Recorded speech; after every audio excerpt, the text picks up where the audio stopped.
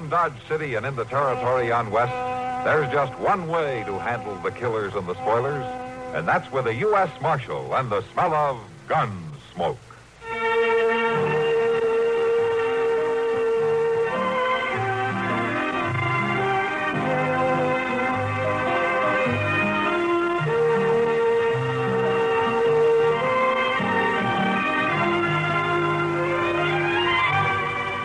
Gunsmoke, starring William Conrad, the story of the violence that moved west with young America, and the story of a man who moved with it. I'm that man, Matt Dillon, United States Marshal. The first man they look for and the last they want to meet. It's a chancy job, and it makes a man watchful and a little lonely.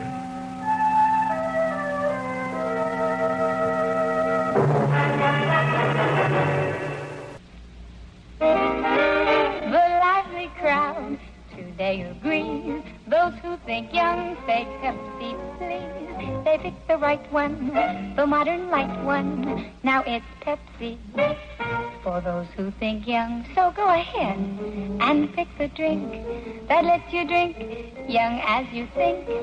Yes, get the right one, the modern light one. Now it's Pepsi for those who think young.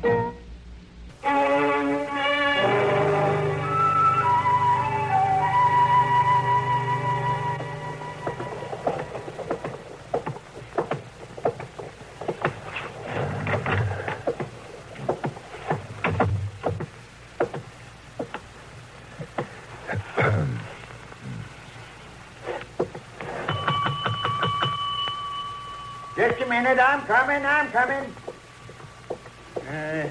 Don't give a man a chance to tend to his business. Oh, yes, sir. What can I do for you? Oh, I'd like a room. Oh, yes, sir. I have a nice one, second floor front. If you would just sign the register. Yeah, all right.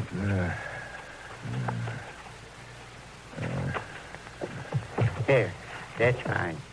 I didn't mean to sound out of sorts. That's quite all right. I thought it was one of them cowhands pestering for something again. Can you tell me where I can find Dr. Adams? Doc Adams? Yeah. Well, sure. Oh, say, I sure hope you ain't ailing. No, I feel fine. Well, that's good. Doc Adams ain't exactly what you'd call fancy, but, I suppose he's all right for an ordinary doctor. Can you direct me to his office? Oh, yes, sir, I certainly can. Now, you go down to the end of the block, across the street, and up the stairs on the side of the building. And there's a sign. Dr. C. Adams, it says. Yes, thank you. Now, if you'll see that my bag is taken up to my room. Oh, I certainly will do that, Mr. Weber. Dr. Weber. Oh, good day.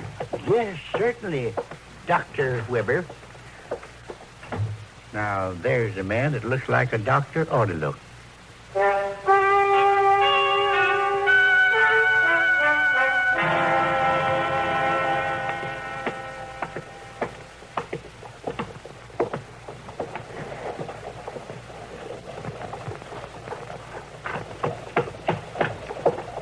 Pardon me, sir. How's that? I wonder if you could give me some information. What do you want to know, mister? I'm looking for Dr. Adams. That's his office up there. Yes, I've just been there, but he isn't in. He ain't, huh? I was hoping you might know where I could find him. I ain't got no use for a doctor. Oh, I see.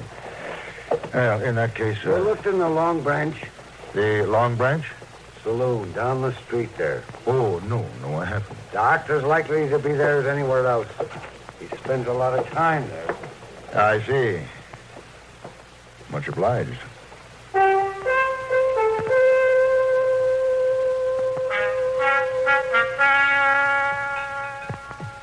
It must be a slow day in Dodge to get both of you in here in the middle of the afternoon. Yeah, don't tempt fate. Well, Kitty, you better not talk about it or the whole town might bust loose. Well, that happens every Saturday night. And I just as soon it didn't happen on a Wednesday. Me too, Matt. Patching up a bunch of brawling cowhands isn't my idea of a quiet weekend. Yeah, maybe we could get Kitty to stop selling whiskey, Doc. Well, that might quiet things down a little bit. How about that, Kitty? Well, if you two would guarantee to support me for the rest of my life, are you looking for somebody, mister? Yes, I am looking for Dr. Adams. Well, Oh, I'm Dr. Adams. Well, how do you do? My name is Weber. Dr. William Weber. Pleased to meet you.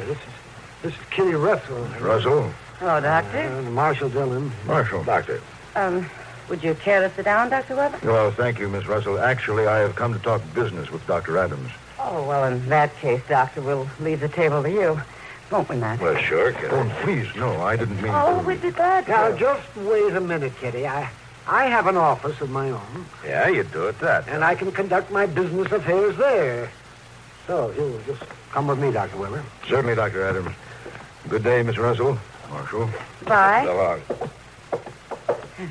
Doc sounded kind of huffy to me. He's not huffy, Kitty. It's his professional pride. He doesn't often get a chance to show it.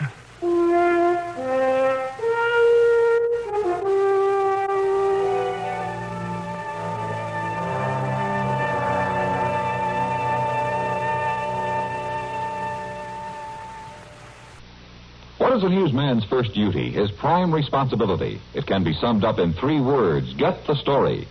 To get that story requires ingenuity and resourcefulness. His integrity prevents him from slanting a story for sensationalism's sake. Good newsmen view their responsibility as one which requires them to convey word of the day's events with speed, accuracy, and objectivity. That's the reputation gained by CBS newsmen through many years of bringing the news to CBS radio listeners from coast to coast. Today, as for decades, you're always sure of getting the news fast, first, via CBS News on CBS Radio.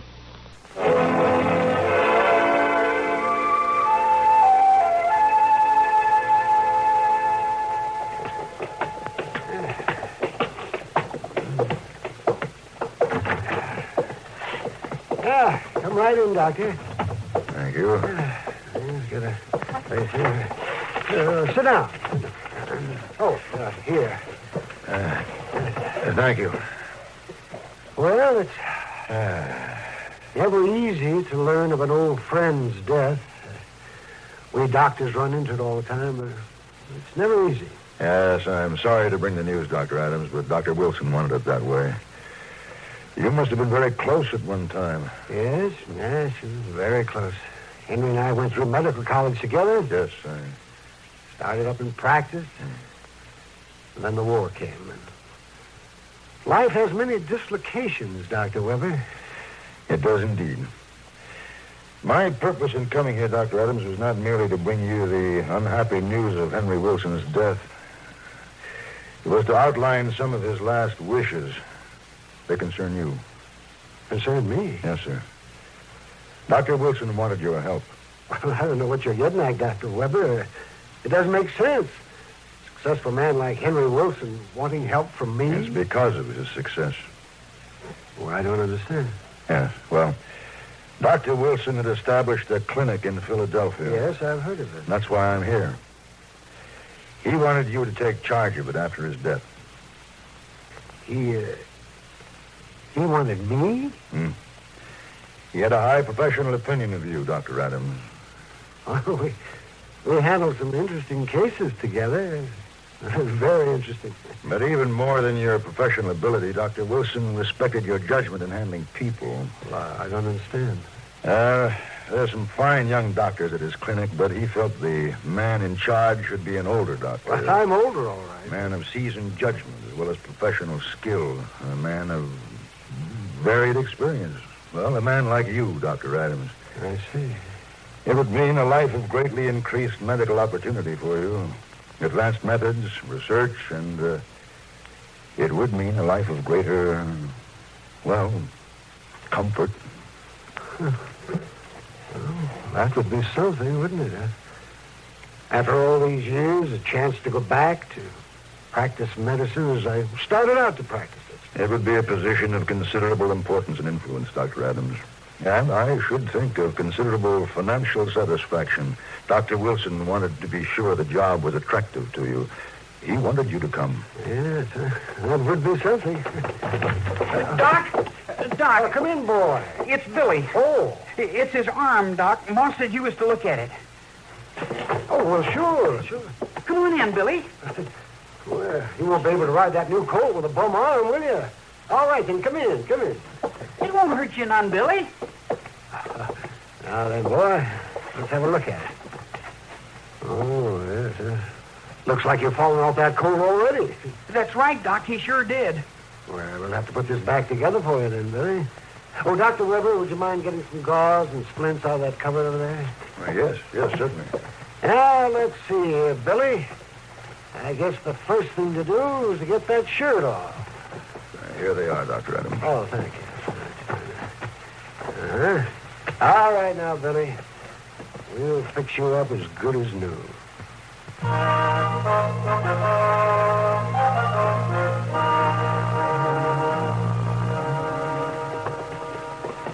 Thank you, Doc. Bye. Bye, boys. The youngster stood that very well, didn't he? Oh, they have to learn to stand things when they're young and on the prairie. It's a harsh land. Well, you know, Doctor, if you stop to think of the proposal I brought with me, I've been thinking of it. life wouldn't be quite so harsh in Philadelphia. Though I must say, little boys break their arms there, too. Well, they always did. Yes, Dr. Weber, life would be easy. That's not what I'm thinking about the most. It's the thought of the equipment, the chance to use the latest method, to talk things over with doctors, be near libraries. I'd have to learn how to act, Dr. Weber. Oh, no, Dr. Wilson didn't worry about that. Henry was an old and faithful friend. All right, Chester, all right. What's the trouble? Well, Doc, there's a fellow that was just brung into jail, and he's been shot, and Mr. Dillon said for you to come. Was he bleeding bad, Chester? Oh, my, yes, like a stuck hog. Oh, I'll be right there. Now, this is Dr. Weber, Chester. Hello, Chester. How do you do, Doctor? Well, I reckon I ought to get back downstairs. Yeah, but go on, Chester. Go on. I'm coming. Here's your bag, Dr. Adams. Oh, thank you. Thank you. Say, you'd make a good assistant, Dr. Weber. Oh, would you like to come with me? I would indeed. Good. You know, sometimes these gunshot wounds cause a lot of trouble. Even if they don't hit a vital spot. You know, bleeding, infection, in constant danger of lockjaw. Yeah. A gun can cause many problems. Too many, Dr. Weber. Dr. Adams! Dr. Adams! Oh, hello, Miss Hoffman. I was just coming to see you, Doctor. It'll have to be a little later then, Mrs. Hoffman. It ain't that I need you, Dr. Adams. I just want to thank you. Why, there ain't hardly anybody who'll believe I'm up and around so soon. Well, that's fine, but we're in kind of a hurry And now. the baby? You wouldn't know there'd been a bit of trouble about him. He's eating like he was trying to catch up with his paw. Well, that's good, but you'll have to excuse me now. I just wanted to say a word of thanks to you, Doctor. Bonnie likes a chance to say her thanks. Sounds like a satisfied customer. Previa placenta. That was a dangerous delivery, Doctor. She's lucky. You can't very well afford to specialize, can you, Doctor? I specialize in Dodge City. Let's see about that bullet wound.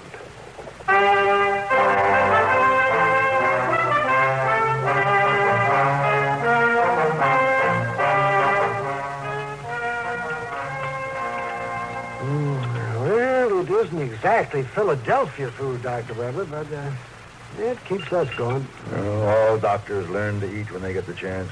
Though I must say, our pace is generally slower than yours. I dare say. Your morning has been rather full. A broken arm, a bullet wound, a pair of twins. And don't forget the sick horse I heard that. I'm not likely to forget that. No, seriously, Dr. Adams, don't you think the practice I can offer you in Philadelphia would give you a more productive life? Well, I'm trying to get the time to think about it, Dr. Weber. I can't deny that it is an interesting idea. It's very interesting. The opportunities for participating in medical advances would be tremendous. And I should think most satisfying. And there's something else, Doctor, that I don't wish to sound presumptuous. Oh, don't you worry about it. I know. I'm getting older. It's just that life might be easier. Doc. Yes. Doc, it's Mary. She's fainted dead away. I can't rouse her. Where is she? Well, she's out to the place. I had a ride to get you. Oh, all right, Tom. Go on back to her. I'll come. Right away, Doc? Right away. Oh, you stay on and finish your dinner, Doctor. Well, certainly not. I don't want to miss any of this.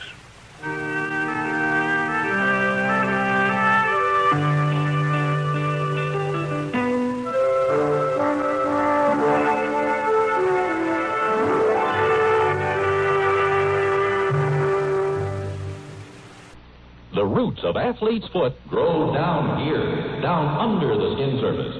But NP27 treatment penetrates down where other remedies can't reach. Roots out athlete's foot. Even penetrates into toenails. NP27 stops itch, relieves pain, promotes growth of healthy skin, guards against new infection. NP27 treatment roots out athlete's foot. Or your druggist will refund your money. Get NP27 treatment.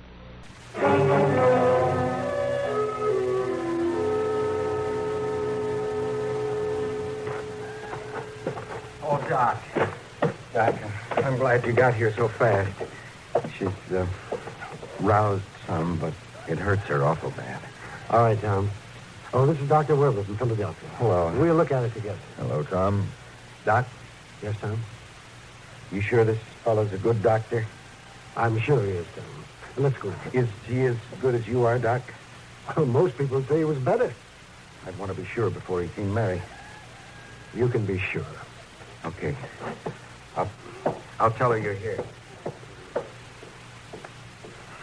Thanks for your recommendation, Doctor. A man wouldn't get far without it. No, they just know me. In here, Doc.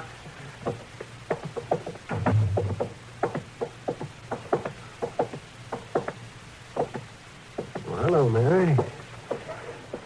This is Dr. Weber. Doc, can you help me? If you'll let me. You mean that operation? Well, I told you, Mary. You should have had it before. It's the only chance you've got. Tom? I can't say no again, Mary. You just took too bad. You go ahead, Doc. Will you assist me, Dr. Weber? I'd be proud to, Dr. Adams.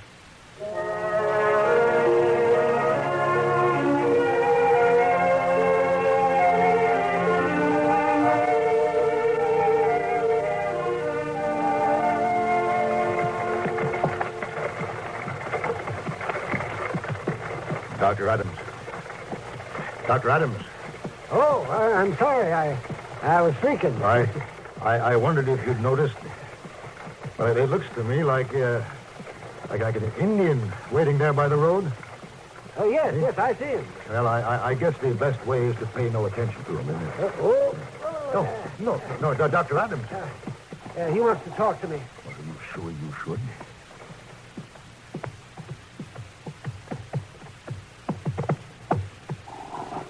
Well, hello, Strongbird. I bring robe.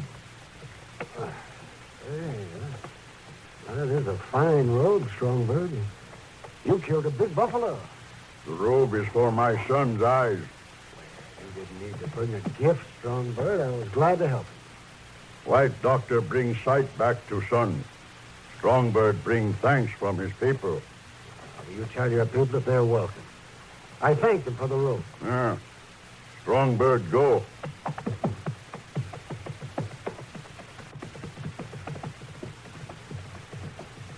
Dr. Weber, can you hold this robe for me? Hmm? Oh, yes, certainly. Yes, certainly. Now,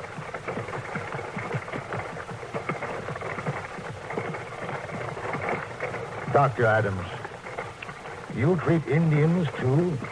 well, only when they'll let me, Dr. Weber. Only when they'll let me.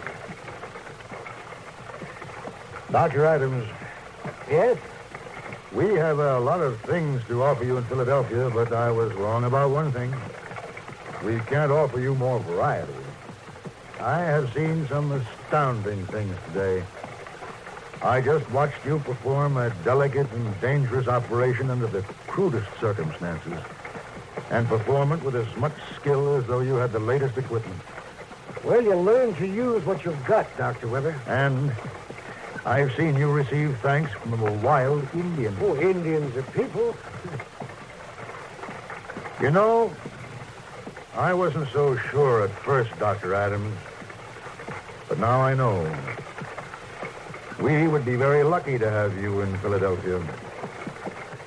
If you feel you can come. Well, I'd like to come, but... But you're not coming, are you? No, I guess I'm not. A man has to stay where he's needed.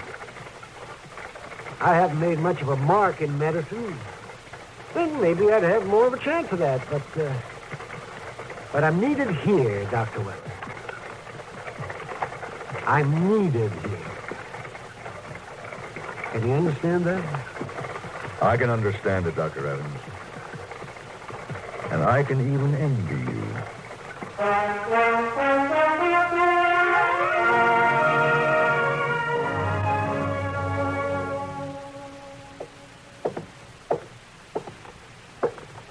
Here's your bag, Dr. Weber.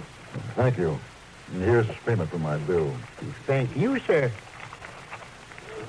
I hope you had a pleasant stay in Dodge City. Oh, yes, indeed. It was certainly a pleasure having a man like you visit us. I hope you'll come again. Thank you. We don't get a chance to see a fine doctor in Dodge very often. Oh, yes, you do, Mr. Dobie. Yes, you do. Every day.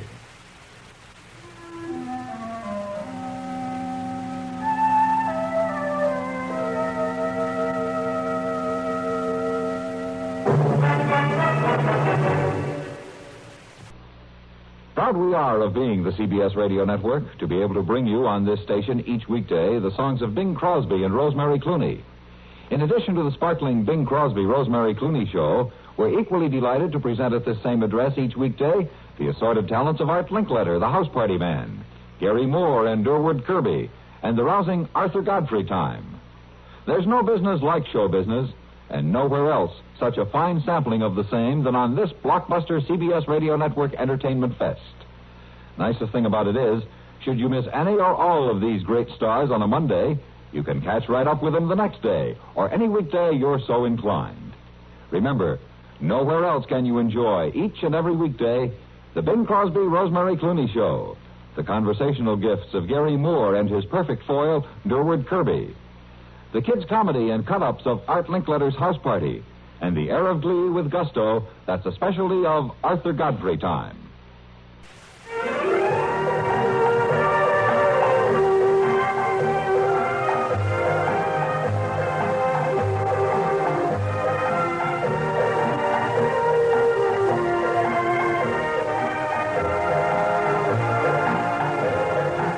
Gunsmoke. Produced and directed in Hollywood by Norman Macdonald, stars William Conrad as Matt Dillon, U.S. Marshal. The story was specially written for Gunsmoke by Marion Clark, with editorial supervision by John Meston. Featured in the cast were John Daner, Virginia Gregg, Vic Perrin, Ralph Moody, Sam Edwards, and James Nusser. Harley Bear is Chester, Howard McNear is Doc, and Georgia Ellis is Kitty. This is George Walsh inviting you to join us again next week when CBS Radio presents another story on Gunsmoke.